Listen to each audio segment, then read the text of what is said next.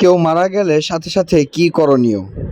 কোনো ব্যক্তি মৃত্যুবরণ করলে সর্বপ্রথম তার চোখ খোলা থাকলে তা বন্ধ করে দিতে হবে। এরপর তার পুরো শরীর একটা পরিষ্কার কাপড় দিয়ে ঢেকে দিতে হবে। মৃত ব্যক্তির জন্য বেশি বেশি দোয়া করতে হবে এবং মাগফিরাত কামনা করতে হবে। মৃত ব্যক্তির সওয়াবের উদ্দেশ্যে কোরআন শরীফ তিলাওয়াত করা যেতে পারে, তবে এজন্য মৃত ব্যক্তির পাশে বসে তিলাওয়াত করা জরুরি নয়। যদি মৃত ব্যক্তির কোনো ঋণ থেকে থাকে তাহলে তা পরিশোধের ব্যবস্থা গ্রহণ করা অথবা তার দায়িত্ব গ্রহণ করা উচিত। এছাড়া যত দ্রুত সম্ভব গোসল, কাফন ও দাফনের ব্যবস্থা করতে হবে। যা যা করা উচিত নয়: কেউ মারা গেলে মন খারাপ হওয়া বা কান্না করা স্বাভাবিক, কিন্তু বিলাপ, মাতন, বুক চাপড়ানো বা চিৎকার করে কান্না করা উচিত নয়।